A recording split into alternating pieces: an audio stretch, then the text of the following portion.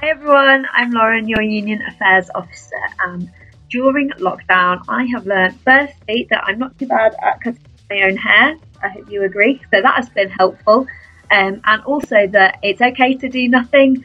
I'm quite somebody who's known to love to be busy and a bit 100 miles an hour trying to fill every moment with something productive, and this has just forced me to stop and it has forced me to be okay with doing nothing and to allow myself to breathe a bit and realise how beneficial that is, and that it's okay to do nothing and that I shouldn't feel guilty for not being productive 24/7. And I'm fully learning to embrace that, and it's doing me a lot of good. One of the things I've learnt is to be a bit more patient with myself and others, and that sometimes your best is good enough. It might not be what you would hope to achieve, or it might not be as good as you would like, but it's good enough. I've also learned to kick a football without hurting my toes. I think something that I've learned during lockdown, as cheesy as it is to appreciate the little things in life. So things I can do now, like go out for more walks, which I mean I could always do, but I just enjoy them a lot more. And then things I can't do, like going to cafes, going to pubs. I miss all that sort of thing. So whenever I can do them again, they'll just seem amazing, and I'm kind of looking forward to that. Something interesting that I've learned during lockdown is that there is such interesting nature on our doorsteps. Just the other day in LS6, I saw two magpies having a fight with a rat. Now, I know what you're thinking, the magpies had it in the bag, but actually it was surprisingly evenly matched. The magpies kept pecking, but the rat was clawing back, and before you knew it, the rat had managed to scurry off harm-free. As Learning and Development Manager, I spend a lot of time finding learning solutions for other people. So this time has allowed me to go back and find some of those things that I've wanted to do for myself, such as YouTube tutorials on how to do cute titles, for no other reason than I wanted to.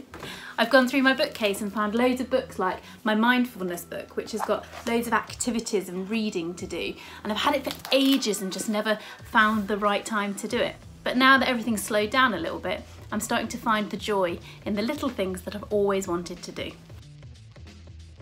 Hiya. I'd like to introduce you to Gertie, who is my top hen. As you can see, quite feisty. Whilst we've been on lockdown and working at home, I've discovered that her favourite food is tomatoes. So she'll do anything for a tomato. Thanks very much. Keep well. So I've not learnt a new language or taken up a new hobby.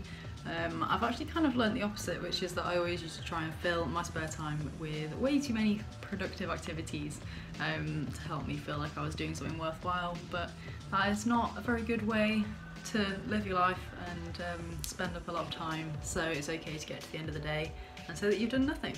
That's absolutely fine. Hello.